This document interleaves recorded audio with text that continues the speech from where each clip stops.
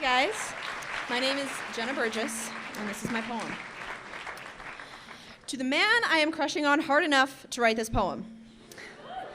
I want to tell you about my little sister Hannah.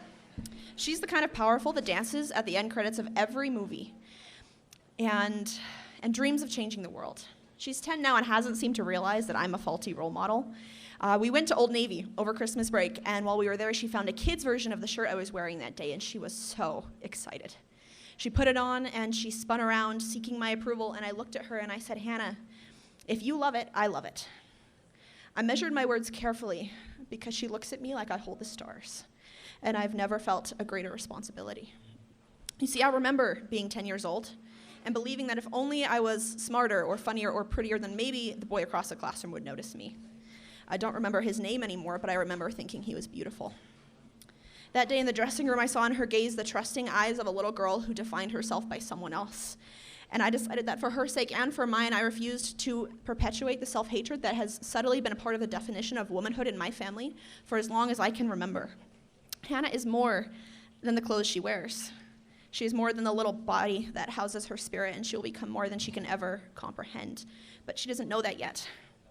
Because everywhere around her, hungry eyes devour these surface-level definitions and try and place her in a box only big enough for the skin they can see, smothering the soul that it shelters. She looks at me like I hold the stars.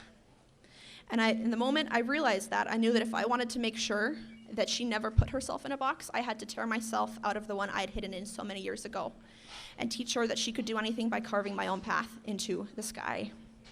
I found my way there by breaking on the floor. The day that I learned broken bones are nothing compared to broken hearts, and I shattered. Everything that made me who I was turned from scarred shards into stars, and when I looked up, I saw my infinities spread across the sky, displaying every highlight and every heartbreak in equal measure.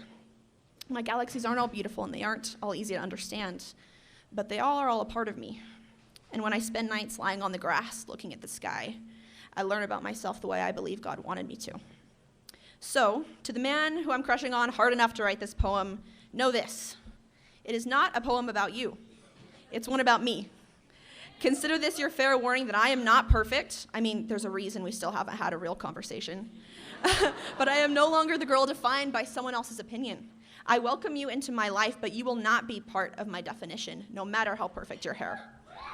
I am a daughter, a sister, a student, a friend. I'm an introvert in disguise, a stress eater, an overthinker, and a debater. I am the unplanned adventures I love because they contradict my Netflix night-in tendencies. And I'm unapologetically awful at flirting, organized sports, and Egyptian rat screw. So you can expect to win all of them, but don't expect me to not try. I'm an AK Special Extra Dirty Order at So Delicious, and an endless repetition of, are you doing okay? Because usually people say they're fine, but I can't forget the deep gray of being mired in depression at age 15 and wishing someone would ask and actually mean it. I am a hatred of horror movies and sleeping with my socks on. I am the dreams I never quite remember and the people I never can forget. I'm the trials and mistakes that made me, so if you're afraid of someone with a past, I'll tell you right now I'm fine being just friends because I will never sacrifice the nights on my knees and the tears that I've shed if it means forgetting the lessons I've learned and giving up the person I'm becoming. But whether or not you ever lay down on the grass next to me, I have my guiding star, the one that I call Hannah.